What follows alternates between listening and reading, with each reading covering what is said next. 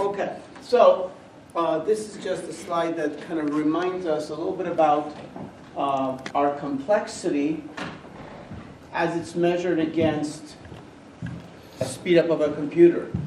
So you can see that if the algorithm has a complexity which is linear, the benefit from the speed up is going to be also linear. Which means that if the algorithm is linear complexity, and we get a computer 3 times faster, we'll solve a problem 3 times bigger. Because we'll be able to execute 3 times more instructions per time unit, which we call t. If the complexity is quadratic, that means for a problem size n, we need n squared instructions. So if we get a computer that's 4 times faster, we're gonna be able to execute 4 n squared instructions. But to go from the number of instructions to the problem size, we have to do the inverse function. And the inverse function of n squared is square root of n. So in that case, we're only going to recoup 2 times the speed up in this case, even though the computer is 4 times faster, right? Logarithmic, the inverse function of logarithmic is exponential. And the inverse function of exponential is logarithmic. We get into a little bit of a problem when we have a problem like, let's say the algorithm has a complexity which is, let's say, n log n. Can you see that? Okay? And the reason for that is, how do we get an inverse function? Right? We know that if we have a function y is equal to n squared, right? So the complexity is n squared. So we need an inverse function to find out what exactly will be the speed up. So therefore we could say, well, n squared is equal to y, and solving for n, what do we do? Square root. So therefore n will equal to the square root of y. Here's our speed up. That's the inverse function. Okay, but, and all that can be done for all of these algorithms actually. But if our algorithm is n log n, then what we have is we have y is equal to n log n. And again, to find out what is going to be the effect of the speed up, we would have n log n is equal to y. We want to solve for n again. But when we solve for n, we find that n, we cannot get rid of the n function ln out of this one. If we try to solve for n, we get n is equal to y divided by natural log of n. And that's not a good answer. So that function has no analytical inverse.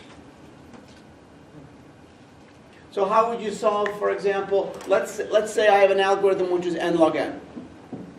And I know I can solve a problem of size million in time t. Okay? Now I want to speed up my machine by 4. How big a problem can I solve? Well, we don't have an inverse function.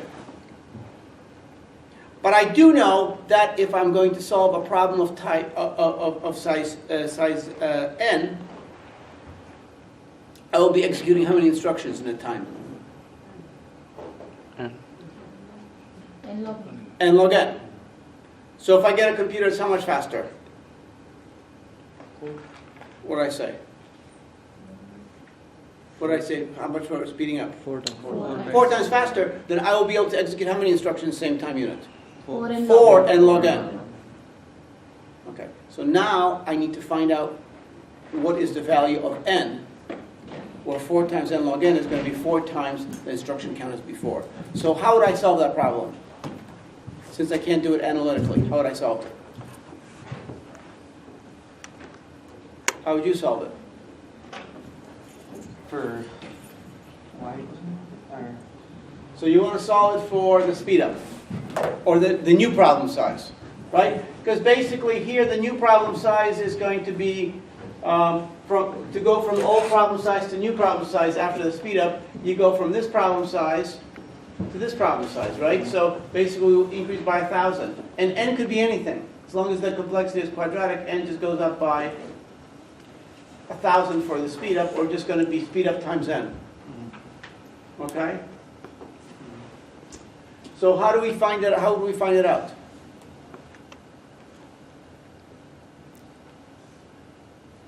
Sounds like a homework problem, right? You do something like that. So you have to think about it.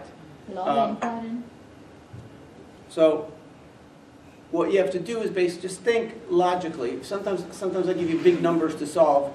Well, break them down to smaller numbers and make sure that you understand the problem before you get the numbers overwhelming. Okay, but you'll figure it out. I'll give you some hints. You'll figure it out. I'll give you something like that to do. Okay, what I want to talk about is I want to talk about simple algorithm. Did we start talking about bubble sort last time? Yes.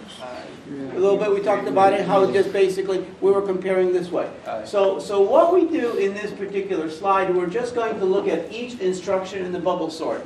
Where this red loop, what does it do? It actually, what it does, it measures, or not measures, but counts the number of times we do our comparisons. So for each value of I, we ended up doing a comparison like this. When I is 1, we do it, and then when I is 2, we do it again. When I is 3, we do it again. And then finally, when I is n minus 1, we do it for the last time. Once we have our I value, then what we're going to do is we're going to do our comparisons. That's when we compare j, goes from 1 to n minus 1, and we compare the j against the next. If they are not in order, we do the swap, which requires 3 operations. Assignment to another extra variable, put into the first goes into the temporary goes into the second. Okay, so you can see what we have here is we have the code listed, and now what we're going to do is we're going to count the number of times this algorithm executes each instruction for size n problem. So when we do this, we're going to look at the red statement. The red statement actually executes n times. Because the loop goes 1 to n minus 1 inside, but then it has to test again, so eventually it has to break. So in order to get the break condition, we have to test it one more time, and then one more time is still an execution, it's just a break. So n times. Second statement executes n minus 1 times, and then one more time to break. So it's going to be n times, but the number of times we go into it to start that process is n minus 1 times. So n minus 1 times we go into it, and each time it does n. Does that make sense? Okay, so if you get that, then the next one is going to be this condition. The condition if xj greater than xj plus 1. So this condition basically is going to be tested every time we go into this loop. And when we go into, we actually go into this loop n minus 1 times from the purple statement, and we go into the purple statement n minus 1 times. So therefore that statement will be tested n minus 1 times n minus 1. N minus 1 we go into it, and then once we're in, we do it n minus 1 times from here. Make sense? Yes. And the last statements are 4, 5, and 6. I blocked them together because they depend whether the statement here is true or false. If it's true, we execute them all. If it's false, we execute none of them.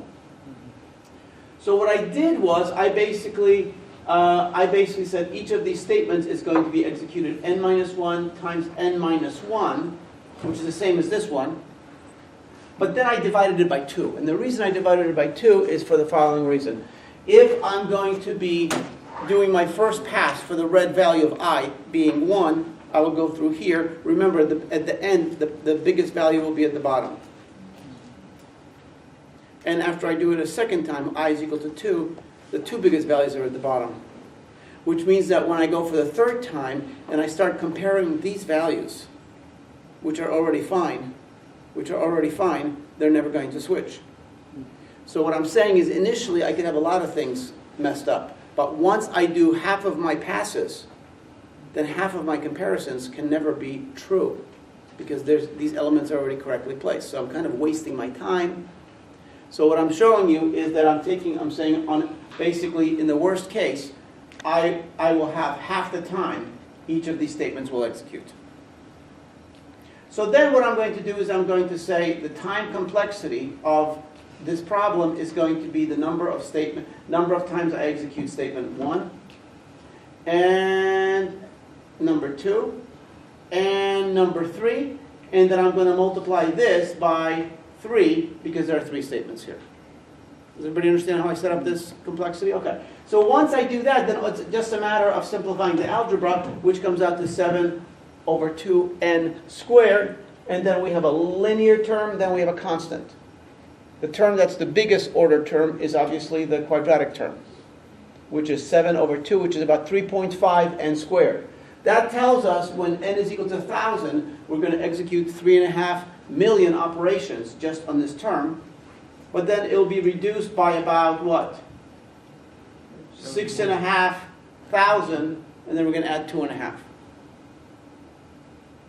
So that reduction and that addition is very, very small compared to 3.5 million. Okay? If n happened to be 1 million, then this is going to be 3.5 trillion. So you can see that this quadratic term is going to drive the real cost, right? Because these are going to be much smaller values.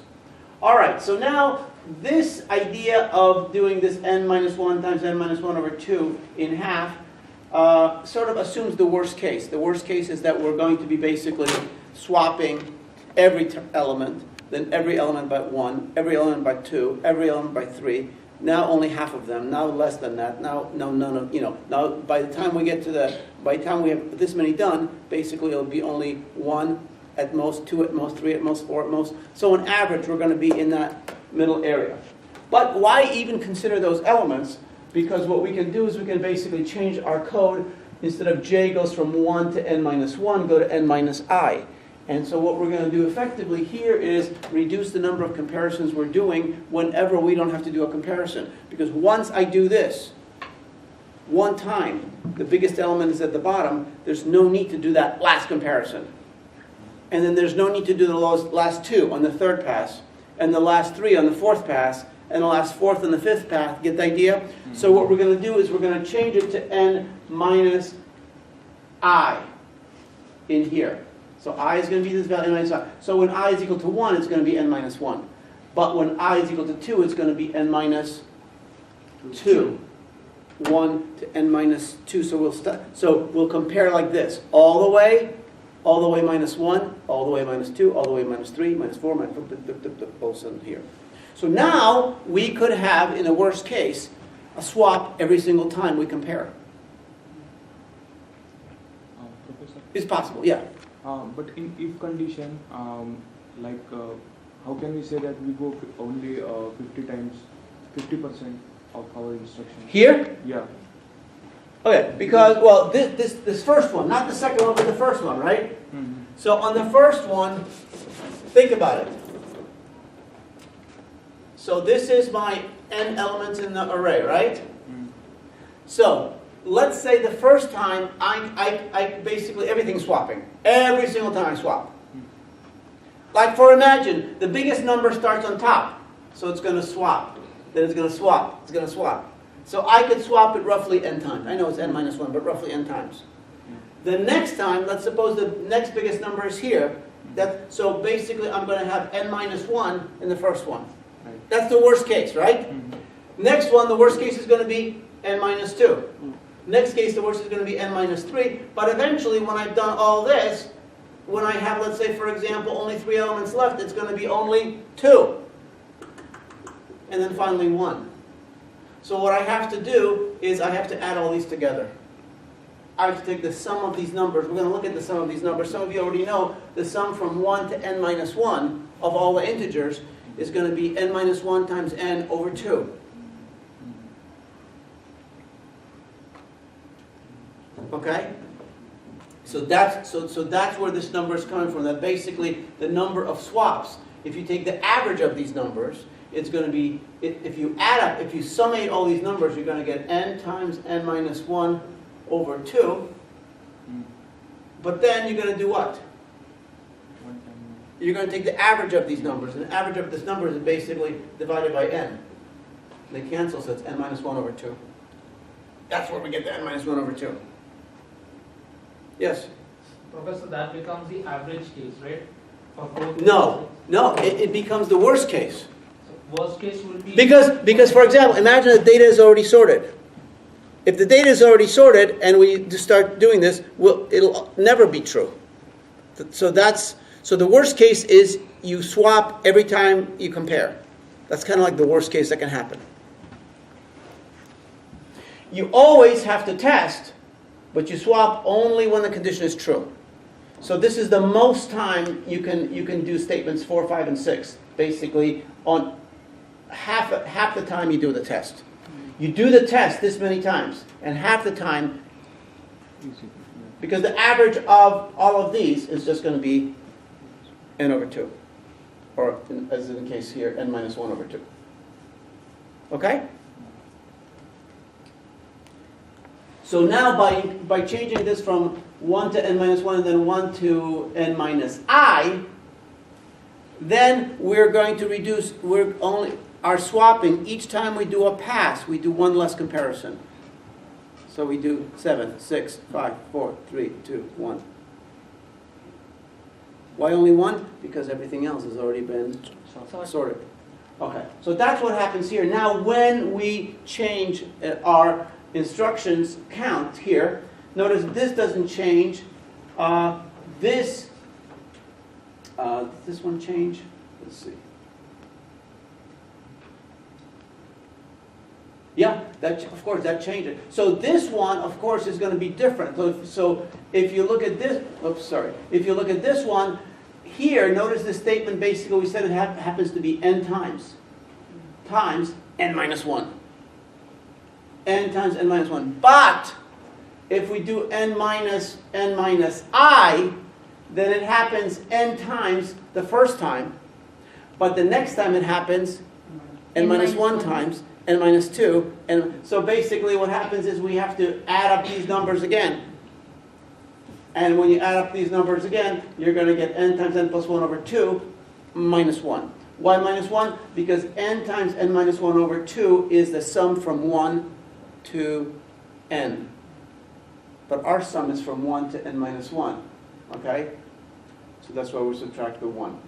Okay, and then 4, 5, and 6. Essentially, now, every time you do a comparison, you can assume it's going to be true. Again, it's a worst case analysis, but more realistic, because that's the way to do it. And so notice what happens. Our complexity comes down to 5 halves n squared minus 1 half n minus 1. So instead of having 7 over 2n squared, we have 5 over 2n squared. That's substantially less. For example, when n is 1,000, now it's only 2.5 million instead of 3.5 million. So that's a substantial increase. But it's still quadratic. It still looks like a parabola. It's still rising up very rapidly. So when n goes to 1 million, it's still going to be 2.5 trillion. So it's still going to be very, very hard to do this for large algorithms. All right, now this shows you how you can do this analysis, very, very detailed. But really, since the biggest terms are the ones we're most interested in, what we want to do is we want to find something like a characteristic operation, an operation that gives us the spirit of the algorithm, the real purpose of the algorithm, and just analyze one statement. Okay? So in our case, the statement of our code is really going to be the yellow. That's really the characteristic operation, the comparison. So if you have a loop and a loop, of course your characteristic operation has to be the most deeply placed operation, but it's going to be this one. It's not going to be this one. This is just swaps, right? So the comparison is the characteristic operation, the operation that sort of exemplifies what this algorithm is doing. It's doing comparisons. The comparisons are costing us that's what the algorithm is costing us, actually, the comparisons. So we can simplify our analysis a little bit. So in this case, we can choose a statement for the characteristic operation. So you can see that our characteristic operation basically can be just the third operation, which is our comparison. So we can kind of ignore this and ignore this and ignore this, just kind of focus on that. Okay, so we can see statement number 1 can be rejected because its complexity is not even n squared. Okay, and we know it's not deep enough in the loop to really address the whole algorithm. Statement number 2 is a looping statement. It doesn't also exemplify the algorithm. But statement number 3 is the characteristic operation. It is the comparison. And that's what drives this particular algorithm. So all we need to do is just count the number of comparisons. So one more variation I'm going to do on this algorithm, and I'm going to try to do this variation.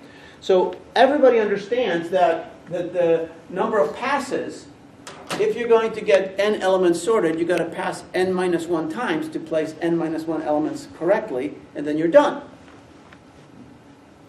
However, maybe you're done sooner than that. It's possible. So for example, if I go through the comparisons and I never swap, what does that mean? Already sorted. It's already sorted. So actually, in the best case, I might only need to do one pass.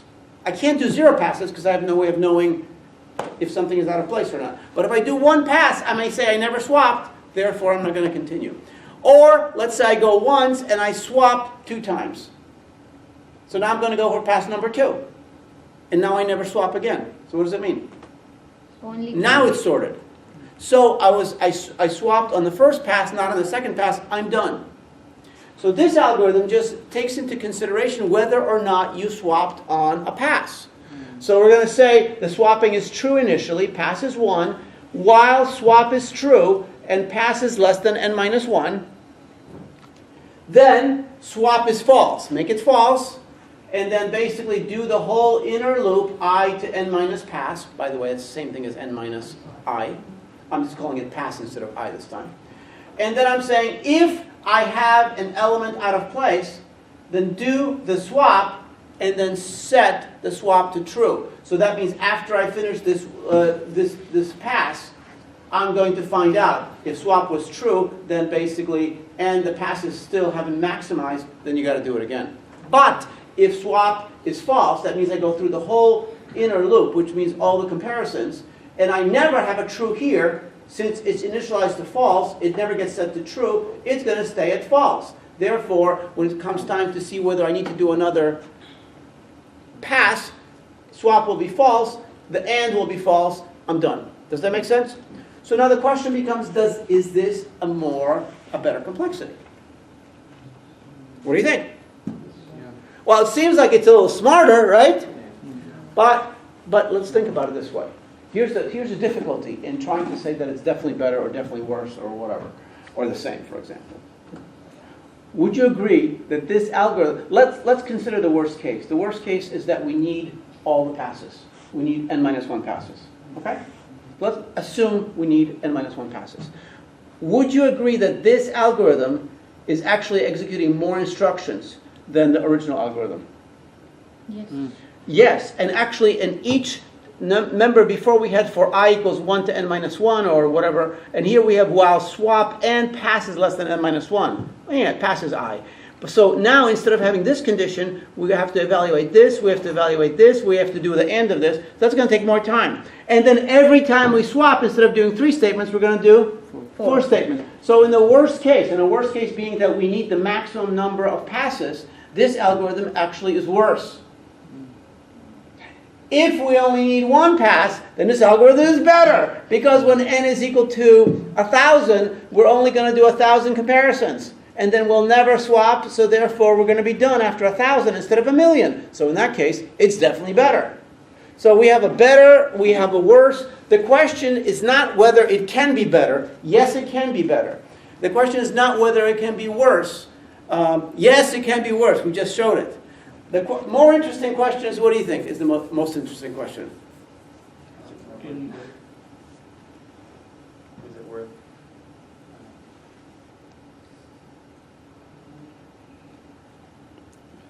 What's the most important question? When to use it. Well, we don't talk faster. We talk less complexity. Because faster has to do with the machine, right? But on a faster machine, it's faster. But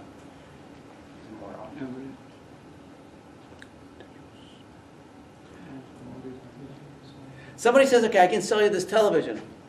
It's $300 more than this other one, but it has this incredibly high definition. You've heard of super high definition? This is like crazy high definition. So you're like, ooh, okay, it's $300. So is it worth it? No. Well, first of all, how much is $300 for you? Is that a significant amount of money for you? And second of all, am I really going to be able to use that functionality?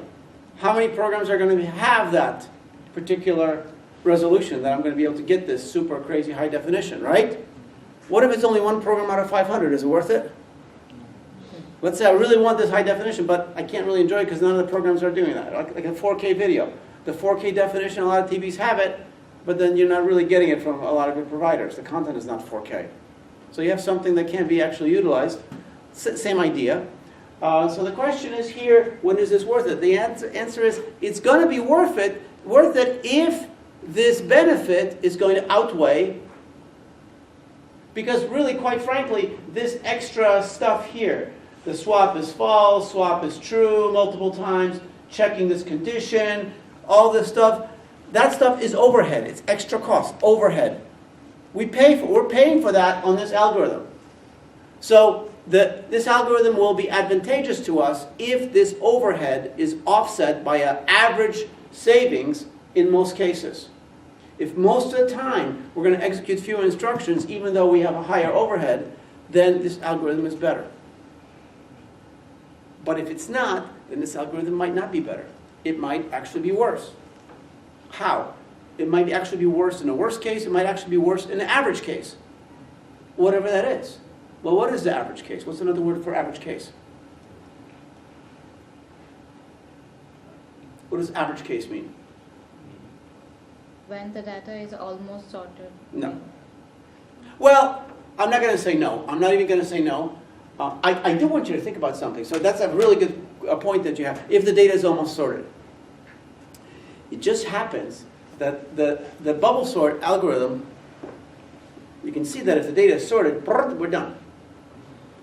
But I can think of a case where only one element is out of place and I still need the maximum number of passes. And because I am sorting like this, imagine that the smallest element is at the bottom, the second smallest is here, and they are increasing beautifully up to the largest element, which is sitting on top of the smallest element. So really, these elements are perfectly in order. What we want to do is we want to go. But because the algorithm is going like this, after the first pass, that smallest element is going to go one up. After the second pass. So one element is out of place, and yet I need, so that's almost sorted. And yet we need the maximum number of passes. So almost sorted is a very funny thing. We're not quite sure what it means. We can try to quantify how badly out of order this array is. But that's also a little tricky. If you think this is the smallest element, then all these elements are okay with each other. But they don't like this one. Sometimes we can refer to it as an inversion. So we can say that this element has an inversion with the bottom element. Because it should be on the bottom of it, but it's on top of it. Actually, all of these elements have an inversion with that one. How many inversions are there? n-1. Every element on top of the smallest element at the bottom has an inversion of the bottom element. n-1 inversions. Is that bad? Is that a high number of inversions? What's the maximum number of inversions we can have? Maybe that's a way we can compare. What's the maximum number of inversions? Anybody? What? Well, what would make the worst number of inversions? So imagine our data is from smallest to largest, and now we flip it. So it's the wrong way. How many inversions with this element? n-1. How about here? n-2. So how many total inversions? The sum from 1 to n-1. n-1 times n over 2, which is what? n-1 times n over 2 is going to be n squared. Right? That seems like a lot worse than n. But n can produce the maximum number of passes, so it's really difficult to tell. We cannot determine whether this is better to use without having a better ability to analyze this algorithm from the standpoint of its average expected behavior, its average number of passes. The best number of passes, 1. The worst number of passes, n-1. What's the probability of 1 pass? What's the probability of 2 passes? What's the probability of 3 passes? What's the probability of n-1 passes?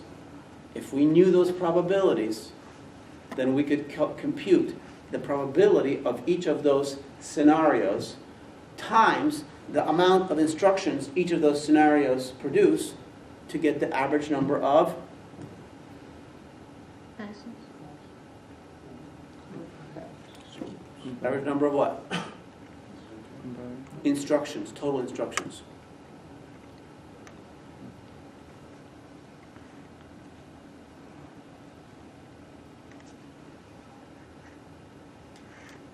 So I'm going to leave that hanging until we get a little bit more knowledge. Okay, so that leads us directly into our way of analyzing algorithms that breaks things up into three cases, if you will. B, W, and A, where they represent basically the best, worst, and average. The best case is, if you think about it, is what we're going to do is we're going to say Ti of n. We know what T of n is, right? We know that T of n, basically, we said that was the instruction count. So that means that Ti of n is also the instruction count. However, it is the instruction count for n elements based on the ith instance of those n elements. And I'll make that clear in a second, but I think you may have some idea of what I'm talking about already. So what we're going to do is, you understand that if I have n elements, I can order those elements in many different ways, right? How many ways can n elements be ordered? N what? N factorial. Because out of n elements, I can have one here, out of n elements, then n minus 1, n minus 2, et cetera, et cetera. So what I have here is, so I corresponds to a ordering or a sequencing of those n elements. And you know that when the elements are in order, that's one possibility. So I equal to, let's say, I equal to 1 could be elements are sorted.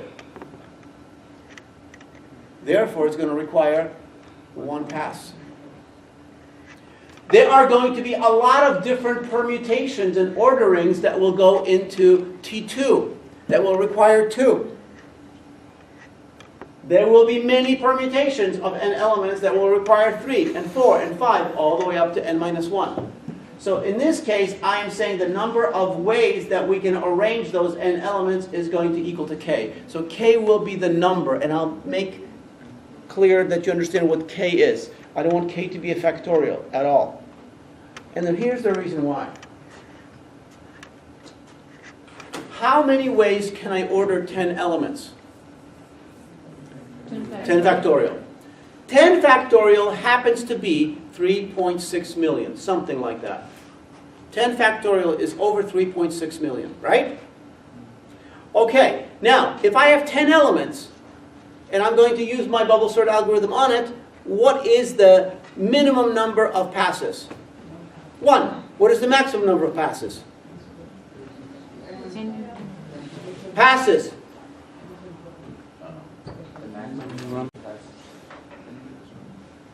How many elements do I have? 10.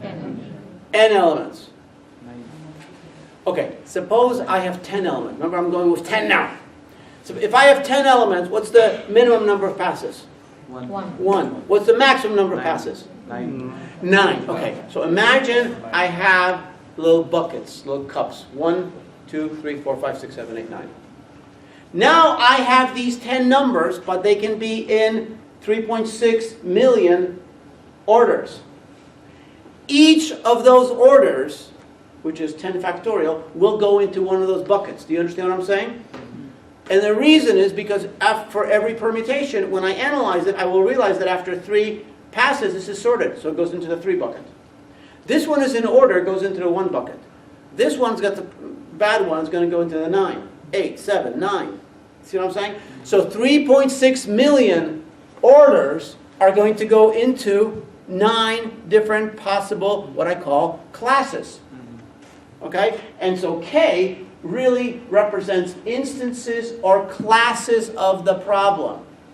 So all of the permutations that force me to do 6 passes before it's sorted are going to go in class 6. Okay? all the permutations that are going to force me to go all 9 passes are going to go into class 9.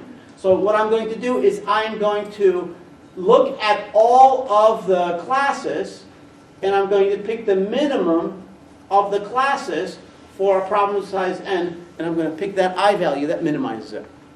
Well, of course, in bubble sort, that would be the sorted situation, because that would mean that I is equal to 1, because 2, 3, 4, 5 up to 9 or up to n minus 1 would be higher cost. Of course, the worst case complexity is the same set of elements, but this time instead of choosing the min, we choose the max. And actually, both of these are relatively easy to determine for most algorithms. Relatively easy to determine. The most difficult one to determine, and the one that's most interesting and most useful, is the average complexity. And the average complexity is we are going to once again look at all the k classes of a problem of size n, and we're going to multiply its time complexity by its likelihood of occurring, which is the probability. So it's the sum of I for all the classes k, right? K. So I goes from 1 to k, all the classes. We multiply the probability of that class times the time complexity of that class. And that gives us the average complexity of that algorithm. What do we have to know to find this? We have to know PI and we have to know TI. Questions? So for each instance of T, you have to know the probability of. So if we wanted to know the average complexity of bubble sort using that swapping value, we would have to know for any value of n, like 10, 20, 100, 1,000, whatever it is, we would have to know these buckets, how many of them are in there. Because, for example, if I have 3.6 million and 2 million are in the bucket that's labeled 9, then 2 million divided by 3.6 million, okay, which is going to be 58%, that's the probability of the worst case. You get the idea? So we can find out, and of course, all the probabilities will add up to what? Add up to 1. This over 3.6 million plus this over 3.6 million plus this plus this plus this, add up to 1. All the probabilities have to add up to 1. Okay, let's look at a very simple algorithm and analyze an algorithm that we fully understand and find out its average behavior. So what we're going to do is we're going to do a linear search. Very, very simple algorithm. We're going to search an array, and we're going to go like this. The array has got n elements in it. The elements are not ordered. They're randomly placed in the array, and we're going to search in it. So I'm trying to find some element. So therefore, since the elements are randomly there, if I assume the elements are in there, or maybe I assume that the element occurs exactly once in my array, then the likelihood of finding it in any one location is the same as any other location, because they're randomly placed. So therefore, I'm going to say the probability is going to be equally likely. Now, I may not find the element in the array at all. It might not be there. If the element is not there at all, then my probability of finding it is going to be 0. But maybe when I do this over and over again, I find my probability on average is 80%. It means that 80% of the time, I'm going to find it. Where? Equally likely anywhere. And 20% of the time, I'm not going to find it at all, which means I'm going to search every location, and I'm going to say I failed. Well, that's got to be the worst case, right? Because you look at every element and you fail. That means 20% of the time, you're going to do the worst case. And 80% of the time, you're going to do the average case. So our complexity will be 80% of the average plus 20% of the worst. And that will be our average behavior with parameter P, probability. So since the probability of finding it is between 0 and 1.0, what I will do is for the first n elements in the array, the condition of matching the element to the array element is this is matching the first element. The probability of that is going to be P over n. So the probability is 100%. It's going to be 1n, 1n, 1n, 1n, 1n. That's going to be 1 over n times n. That's 100%. If the probability of matching is only 0.5, it's going to be 0.5 over n, 0.5 over n, 0.5 over n. So I'll get what? N times 0.5 over n, or what? 0.5. Okay? Now, if p is 0.5, what's 1 minus p? Also 0.5. If p is 0.8, what's 1 minus p? 0.2. So I take the probability of success and I divide it by all of the elements in the array. And then I take 1 minus the probability, which is my failure. So what's going to happen here is that I have to now look at all. So these are my instances. These are my values. These are my values of k. Okay? So what I'm going to do is I see that the first instance is matching the first element with this probability, 1 unit of work, 1 comparison. If I match on the second, that means I failed on the first, that means I did 2 units of work. The probability of matching is 1 over n, or p over n, and that's the second instance. If I match the last element, that's the case of x matching on the last element, which means I didn't match any of the previous elements, otherwise I would have stopped. The probability is p over n, and the amount of work I'm doing there is n, because I got to compare everything, and I don't match anything until the nth element. So that's my work. So this counts the comparisons, which are my characteristic operations. Now, what happens when the element is not in the array at all? Well, that's case n plus 1. If it's not in the array at all, so that's not a match here, not a match here, not a match here, not a match in any of the n locations. It's a failure everywhere. So therefore it's different, so we call it n plus 1. The probability of that is 1 minus p, and the work involved in that is n, because I compare all n and I fail all n times. Actually, the work and the failure is equal to the work in succeeding on matching the last element, because when you match the last element and you match, you succeed. When you match the last element and you fail, you fail. So the work is the same. Okay, so now what we're going to do is we're going to do a summation as I goes from 1 tick, tick, tick, tick, tick, tick, tick, tick, to n plus 1 across all of the classes. We're going to multiply pi times ti of n. So what's going to happen here is I'm going to have pi times ti of n. Notice that pi is the same for the first n cases, but it's different from the n plus first case. So what I'm going to do is I'm going to split the summation from 1 to n plus 1, from 1 to n, and then I'm going to just have a single term for when I is equal to n plus 1. So what I get here is I to n, pi of ti of n, plus p of n plus 1, t of n plus 1 of n. Any questions on that so far? Does that make sense? Questions, questions, questions?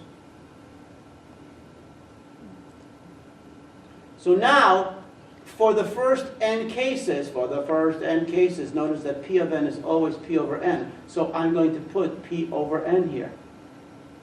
And notice that ti of n for the first n cases, whatever is the value of the case, that's ti. 1 is 1, 2 is 2, 3 is 3, I is I, n is n. So as I go from 1 to n, the ti of n is just I. So I have I times p over n. Now, this particular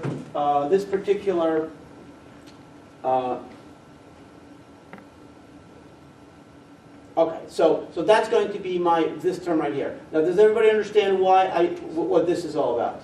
This is just taking that last n plus 1 term out. So we have p at n plus 1, t of n plus 1. So the p of n plus 1, well, that's right here, 1 minus p. And the t of n plus 1, that's just failure on all comparisons, which is n. So that's what we have here. So what we have is this plus this. Now, the p, actually I should just take in the n as well. P and n can be taken out because they are not part of the index, so they are constants with respect to the summation. So therefore, I'm going to have summation from 1 to n of I is going to be n times n plus 1 over 2 times p divided by n. The two n's canceled, and I have p n plus 1 over 2, and this is just 1 minus p times n. So when I simplify everything, this becomes my average complexity. Notice that when P goes to 100% or 1.0, what's 1 minus P?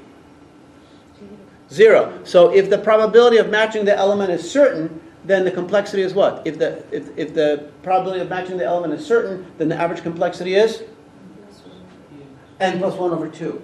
When the probability of matching the element is 0, what's the average complexity? N. You get the idea? And of course, as P increases from 0 towards 1.0, the worst case starts having more weight. If the probability is 50%, then it's going to be 50% of n plus 1 over 2 plus 50% of n. Get the idea? So that's what it is. So that's our average complexity. Now what we're going to do is we're going to switch our algorithm slightly and make it a little bit different. So what we're going to do is we notice that in the previous algorithm, basically if I didn't match the element at all, I failed. But I didn't know I failed until I got to the last one, because when I failed in the last one, it was over. But now what I'm going to do is I'm going to start with an array where the elements are increasing in size.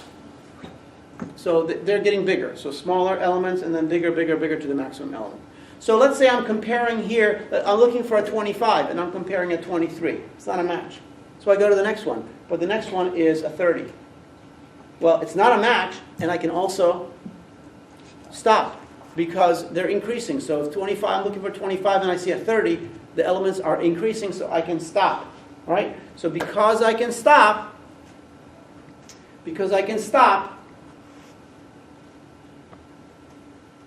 the previous analysis of the failure, which is a single class, now failure can occur all these classes. So instead of having n success classes and one failure class, we have n success classes and another n failure classes. For example, if the smallest element is a 10 and I'm searching for a 7, I do one comparison, right? And I'm done, and I fail. So I can fail at any time. So notice that the probability, if we have equal probability of success, we take the p and we divide it by n across all the elements, and then we take the 1 minus p and we equally divide it by over n. Make sense? Notice that the work being done at each class is just increasing. It's a function of I, so 1, 2, all the way n. But then when we fail, we start again at 1. Because we compare 1, we fail, we're done. So we can succeed anywhere and we can fail anywhere because the data are sorted. Okay, so let's take a look at that. So what we have is we're going to try to solve this particular equation. So our average complexity is going to equal, so our average complexity, A sub n, is going to go from 1 to the class 2n, pi ti, right? So now we know that the probabilities are the same for the first n, and they're different but the same across the last n. So we're going to divide our summation from 1 to n, and then from n plus 1 to 2, n. And so pi, ti, right? So now we're going to continue. So let's see what's going to happen here. So notice that the summation here is going to be p over n times I, right? Because all of my probabilities are the same for the first n classes, and all the probabilities are the same for the next or the last n classes. Notice that the amount of work here is I, but I had to make that work here I minus n, and the reason for that is because the index went from n plus 1 to 2n. When I is equal to n plus 1, what's n plus 1 minus n? 1. Do you understand that? Why that 1 has to be there? That's failure on the first element. How much work? 1. So we're going to change that a little bit to make it a little bit easier, and I'll show you in a second how we're going to do it. The easiest way to do that is basically what we want to do is we want to add n. So for example, if we want to have this, we don't want to have I minus n. We just want to have I, notice here. So what do we have to do? Well, we can change some things around. Notice that 1 minus p over n is not a function of I, so therefore that can come out in front of the summation. So what we have is the summation from n plus 1 to 2n of I minus n. Yes? So when I is equal to n plus 1, what's the value here? 1, When I is equal to n plus 2? 2, When I is equal to 2n? n. So what we have is we have this in front of the summation times 1 plus 2 plus 3 plus 4 plus 5 all the way to n. So what we can do is we can simply do what?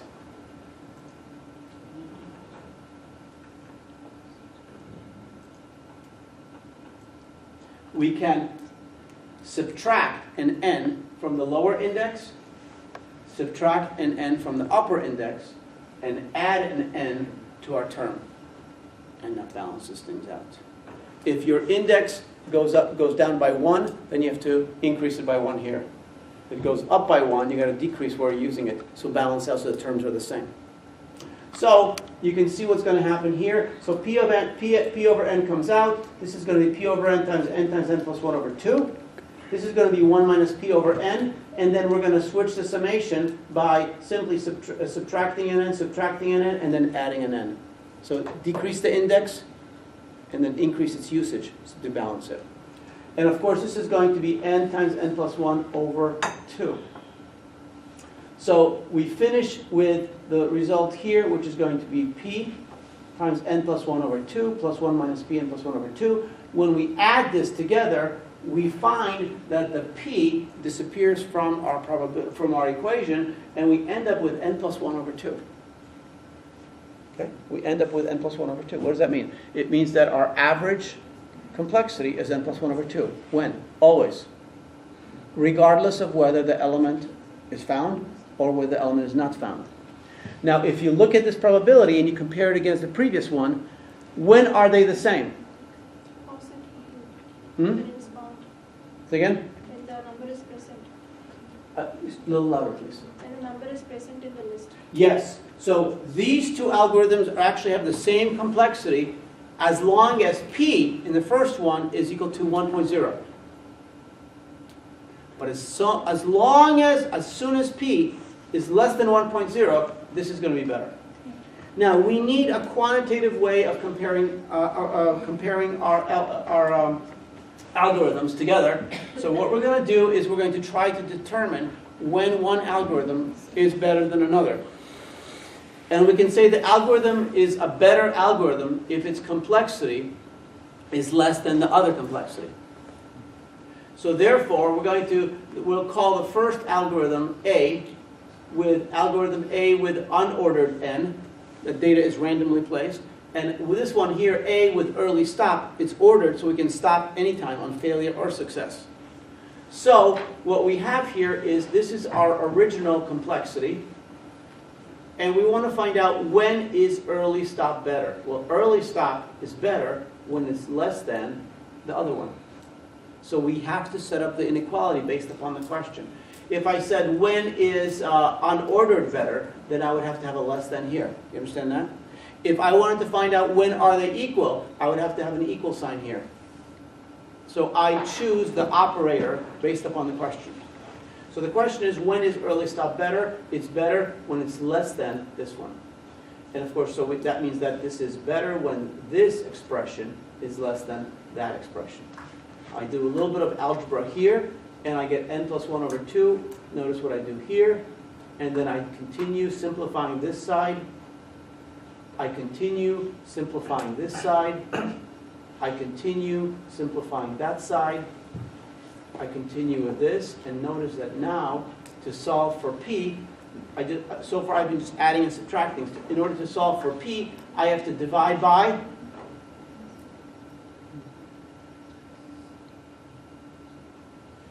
what? 1 minus. By 1 minus n. Keep in mind, what is n? N is what?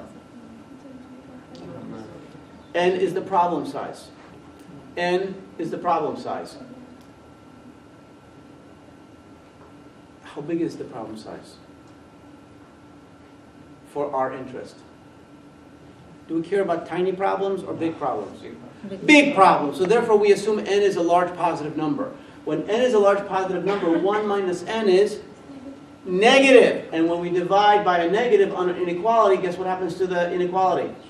Switches. So we get P is less than, and then this is 1 minus n over 1 minus n, p is less than 1. So that is our solution to when is early stop better. But this is the mathematical solution. What does it mean for your answer? Well, the answer is this algorithm is better when the probability is less than 1. That means, now what does it mean when the probability is less than 1? What is not probability less than 1? Okay, so when is the probability not less than 1? When is the probability not less than 1? When it's 100%. When it's 1. Why 1? Because probability can't go above 1. So probability less than 1 is the negation of the probability equal to 1. Probability is equal to 1 means the element is certain to be in the array. So that means the probability is less than 1 means what? It's not in the It's not certain. It could be 0.999999. Still good, but not certain. So p less than 1 is not certain that the element is in the array. Therefore, this algorithm is better than this algorithm, less than better, whenever the element we're searching for is not guaranteed to be there.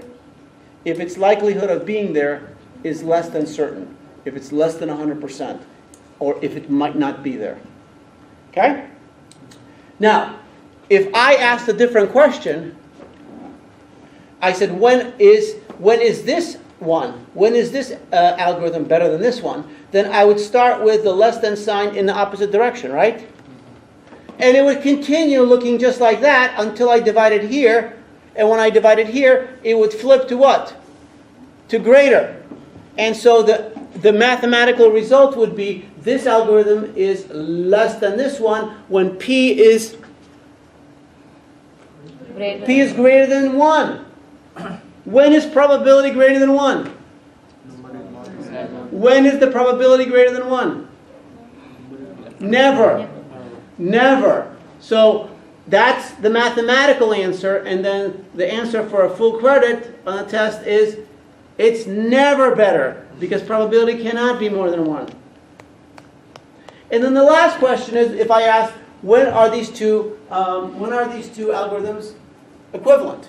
And so you would put an equal sign. So the equal sign will go all the way down. Equal, equal here. So now when you divide it by 1 minus n, because it's equality, you don't have to flip anything because equal signs, you can divide by negative numbers, equality still hold. So therefore you would have, so the answer would be p is equal to 1. So that means the algorithms are equal whenever the element we're searching for is certain to be in the array.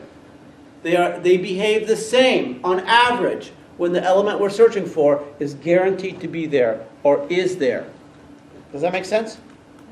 So interpretation. So I'll definitely give you something like that, and a little fun problem to do. Sometimes I can give you the algorithms and you have to do the whole thing. You know, all this stuff business here. But that can take a long time. Or sometimes I'll just give you the results. And I say, okay, now you tell me. When is this one better? So you have to set up the inequality, carefully solve it, and then interpret your results. Okay. All right, so let's look at some algorithms that we can do some analysis on. Let's analyze a recursive algorithm. We know the factorial function. We've already proved the factorial function to be correct. This is what it looks like. It's a factorial function, takes n as a parameter. If n is equal to 0, we return 1. Else we return n times factorial n minus 1. Okay, we know it's logically correct. Okay, we're back online. Welcome back to part 2. All right, we were just talking about the Super Bowl, but we had to edit that out. Okay, so what we have is basically we're recognizing the fact that t of n is the complexity of this function. So therefore, if this is t of n, then if we are going to call the same function again with a smaller value, that's t of n minus 1. And if we're going to multiply the result of this by some number, that multiplication counts as an operation. That's the work of this algorithm. The work of this algorithm is the continuous multiplication of the factorial computation. So what we have here is the recurrence equation, sometimes referred to as the recurrence relation, is T of n, the time complexity of n on factorial, is equal to T of n minus 1 plus 1. And the plus 1 is this operation. That means we are recursing once and executing one instruction. And that instruction is multiplication. Don't mistake this as T of n is equal to n times T of n minus 1. It's not n times. N is just a number. We're multiplying something. And if it was n T of n minus 1, then what you would have, you would need to recurse n times. But you're only recursing one time. And you're multiplying one time. So the one multiplication is here, and the recurrence is here.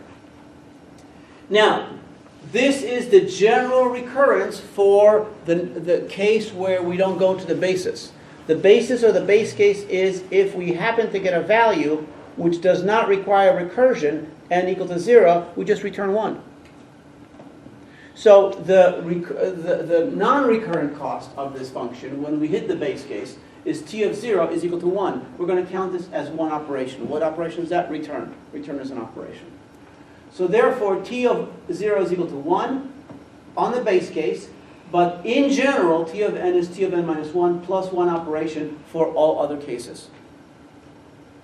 So therefore, what we're going to do is we're going to write T of n is equal to this plus 1, and then what we're going to do is we're going to take T of n minus 1, and we're going to substitute n minus 1 to here.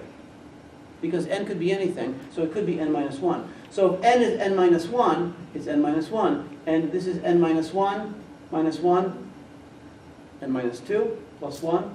And then we have T of n minus 2. So now we're going to substitute n minus 2 for n. So T of n minus 2 is going to be T of n minus 2 minus 1 plus 1. And I can do it one more time. You can see that there's going to be a pattern. This is called repeated substitution technique, repeated substitution. So what we're going to do is now we're going to try to substitute this back into the original recurrence. So the original recurrence is this one. So this is one substitution, 1. So T of n is 1 recurrence. But as we substitute for T of n minus 1, notice that T of n minus 1 is this. Therefore this gets substituted for T of n minus 1.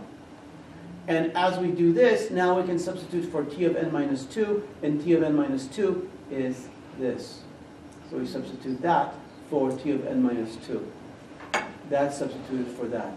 Plus 1, plus 1. Does everybody understand that? So now what we're going to do is so we made 1, 2, 3 substitutions. Generally speaking, if you're going to use repeated substitution, 3 substitutions are generally fine. And what you're going to do is you're going to add all these things together. What we're going to have is T of what? T of n minus 3 plus 3. That's all it is, right?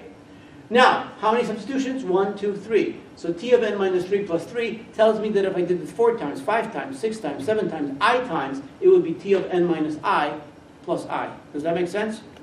So that's the general form of the repeated substitution. So now what I want to do is, so therefore T of n is equal to T of n minus I plus I. In order to close the recurrence, we have to close the recurrence because I don't want T on both sides. I only want T of n. So what I need to do is I need to make this n minus I of T to collapse into a constant. The only way I can do that is by making it go back to the base case. What's T of 0? That equals to 1. So therefore, if I let I equal n, what's n minus n? 0. And that's T of 0. So I am going to let I equal n. And then I'm going to have T of n minus n plus n. T of 0 is? 1.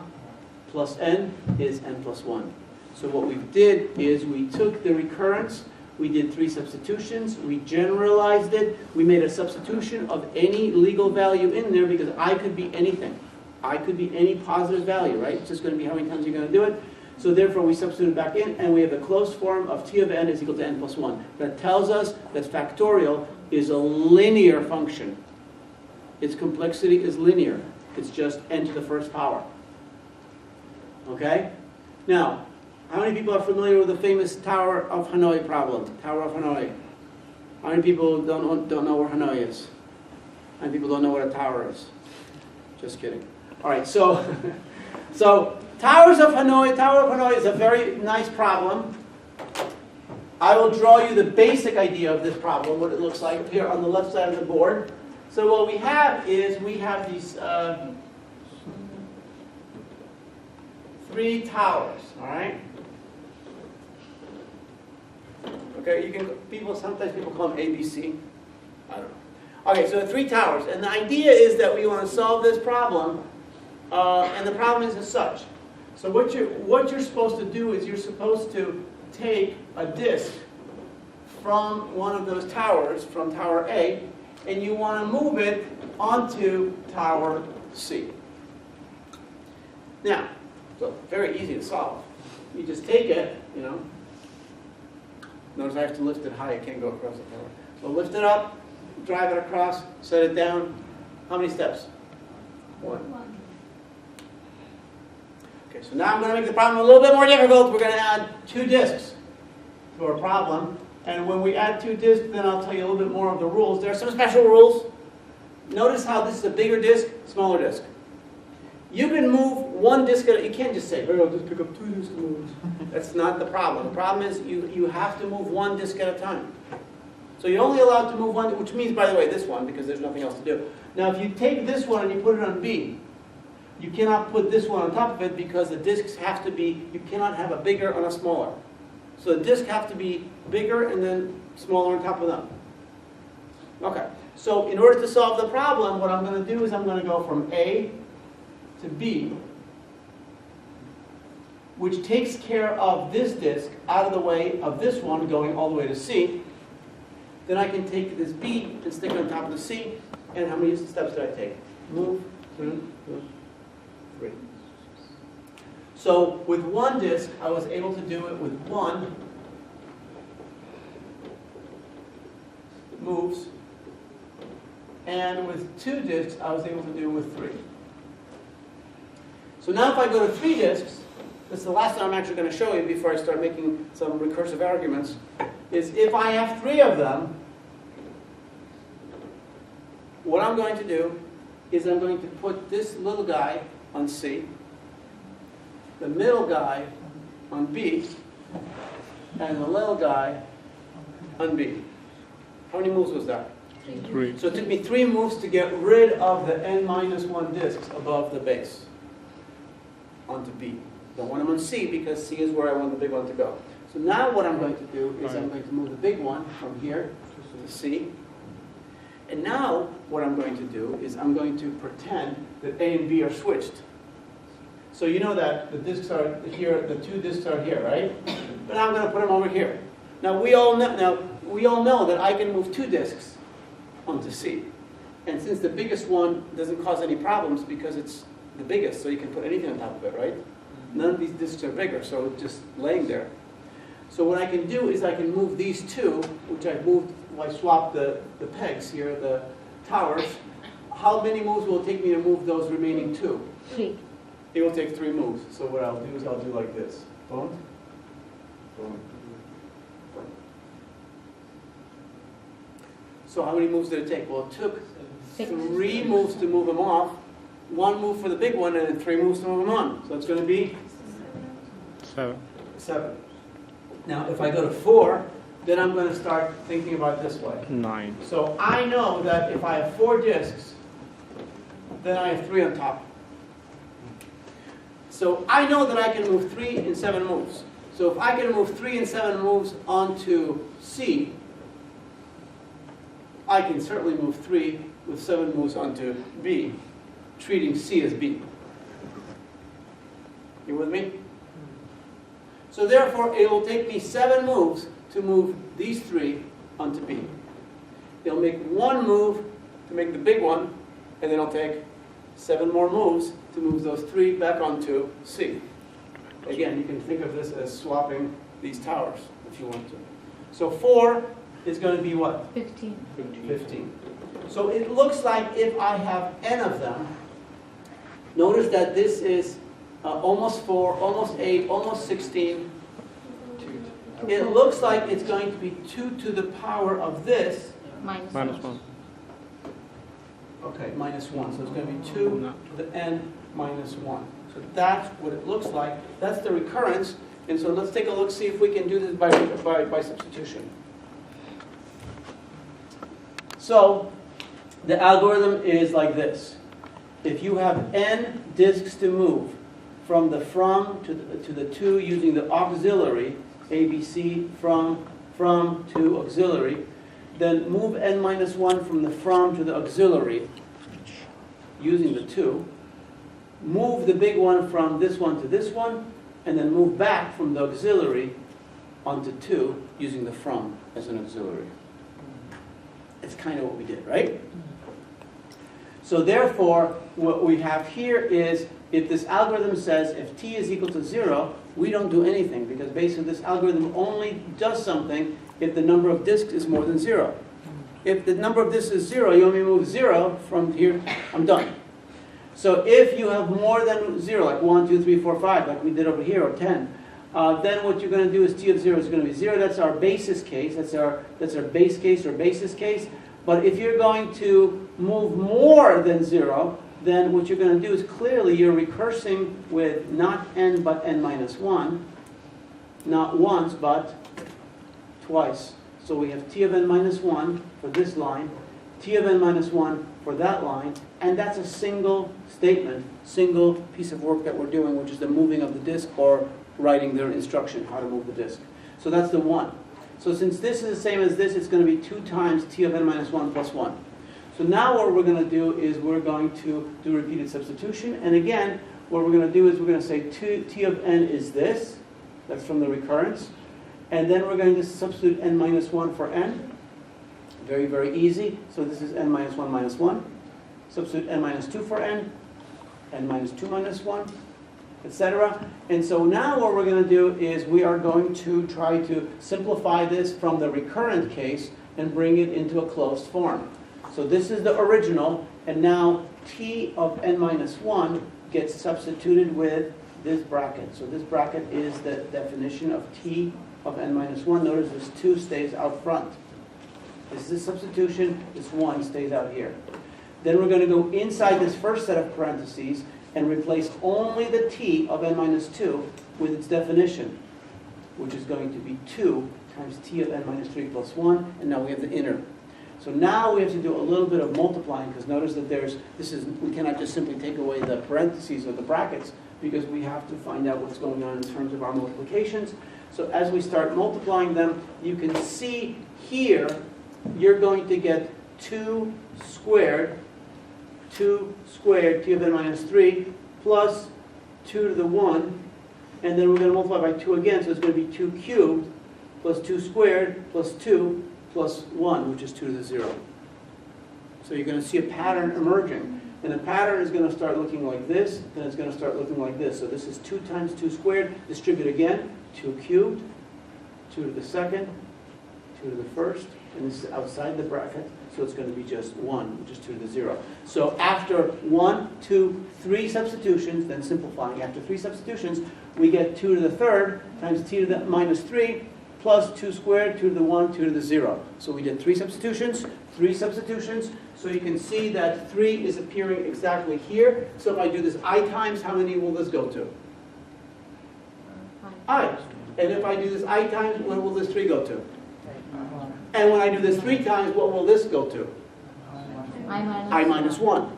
So instead of going from 1 to I, it's going to go from 0 to I minus 1. So now that I have the general pattern, I can see that it's going to equal to 2 to the I times n minus I plus a summation from 0 all the way up to 2 to the I minus 1.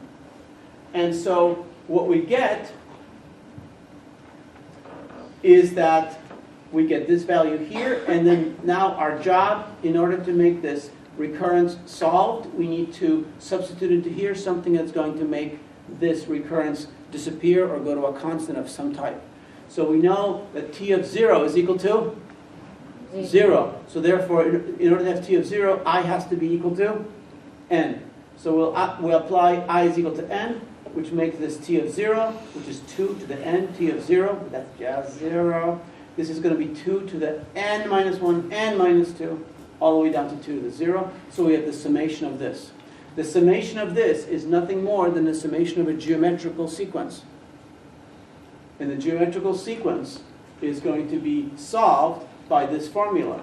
The n terms of a geometric sequence are going to be the first term, which is a, minus the first term times the ratio of the geometric sequence to the power of the number of terms over 1 minus the ratio.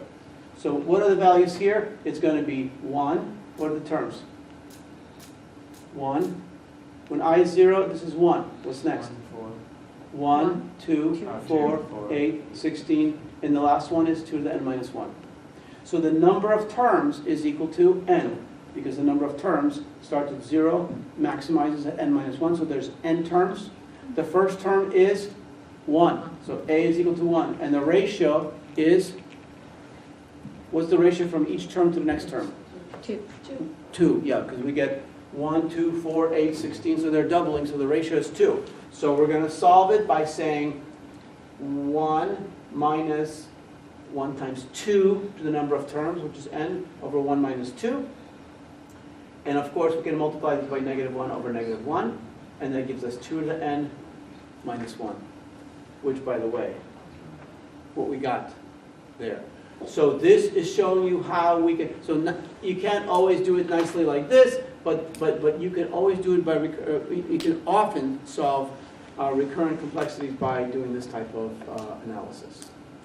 Okay, so I think we're going to be close to, oh, we are close to. Okay, so see you guys on Wednesday. I will be posting a homework assignment today or tomorrow that will be due the following Wednesday. Okay?